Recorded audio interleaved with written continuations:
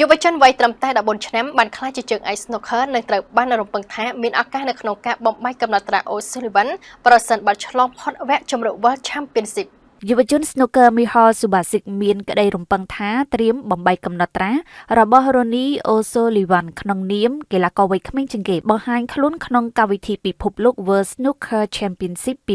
2025 ពីគេហទំព័រកីឡា BBC បានចេញផ្សាយថាកីឡាករសញ្ជាតិប៉ូឡូញវ័យទើបតែ14ឆ្នាំខាងលើនេះគឺជាជើងឯកប្រចាំទ្វីបអឺរ៉ុបកម្រិត U16 និង U18 នាអំឡុងខែមីនាឆ្នាំ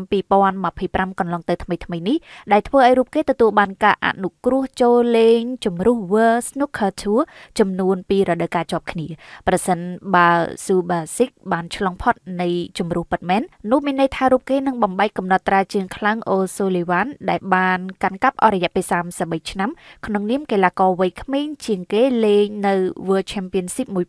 1992មានវ័យទើបតែ17ឆ្នាំនិង5ខែដែលបានចាញ់ Allan McManus ក្នុងលទ្ធផល10ទល់នឹង7ក្នុងជុំទី1យុវជនរូបនេះត្រូវតែរកឲ្យបានជ័យជំនះ4លើកជាប់គ្នាដើម្បីទទួលបានកៅអីមួយលេងក្នុងជុំចុងក្រោយនៃព្រឹត្តិការណ៍ជើងឯក Snooker ពិភពលោក World Snooker Championship